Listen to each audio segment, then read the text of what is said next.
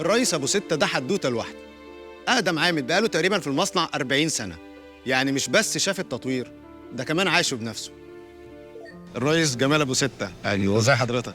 الحمد لله تمام. حضرتك اقدم عامل هنا. ايوه، بقالك كام سنه تقريبا؟ بقالي اكتر من 40 سنه هنا. انا كبير فنيين بورشه العدد الضبعات. ما شاء الله. بقالي اكتر من 40 سنه. ما شاء الله. ربنا يديك طول العمر ودايما تنتج وتبقى وتدي وقت اكتر. طيب ايه اللي اختلف من 40 سنه في الصناعه عن دلوقتي؟ وايه اللي اختلف في المصنع؟ لا، حصل طفره كبيره جدا بعد ما الهيئه دخلت الشركه. حصل فيه تطوير كبير جدا. حلو.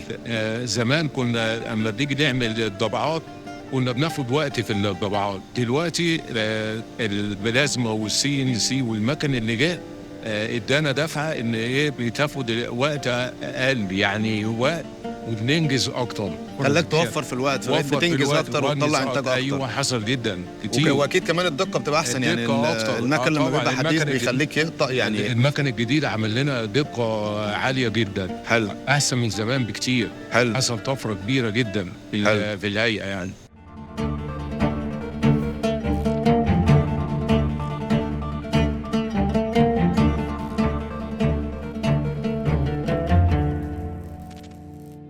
طب ايه اهميه صناعه القطارات وايه اهميه الصناعه دي؟ ليه مش بنستوردها؟ او ليه مثلا يعني يبقى المصنع بالحجم ده موجود عندنا في مصر؟ هو طبعا صناعة القطارات مرتبطة بأن هي وسائل النقل الآمنة والمستمرة. لما نيجي نفكر ونشوف مصر اتعمل فيها مواني جديدة في أقصى الشرق، وفي مواني موجودة في شمال مصر.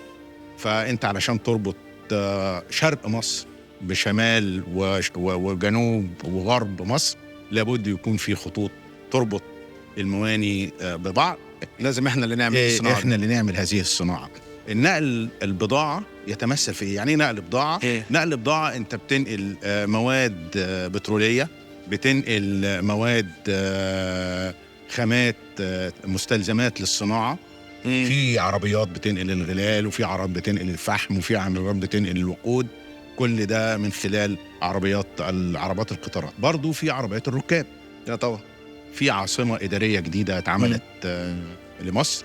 العاصمة دي بقى فيها القطر LRT، بقى فيه المونوريل.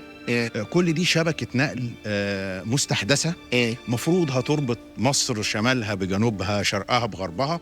فلابد يكون في مصنع يقدر ان هو يغطي الاحتياجات بتاعة مصر. ويستعد كمان ان هو يقدر يصدر بره مصر ان شاء الله. علشان سماف يتأهل وان هو المنتج بتاعه يتم اعتماده وتصديره للأسواق العالمية وينافس على أعلى المستويات، لازم يكون حصل على شهادات التأهيل.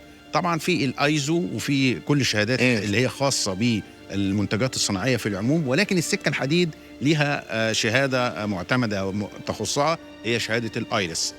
فإحنا بدأنا فعلا خطوات ان احنا بنحصل على هذه الشهاده علشان ان شاء الله يبقى في تطوير وفي تاهيل واعتماديه ان المنتج بتاعنا يسافر بره مصر ان شاء الله.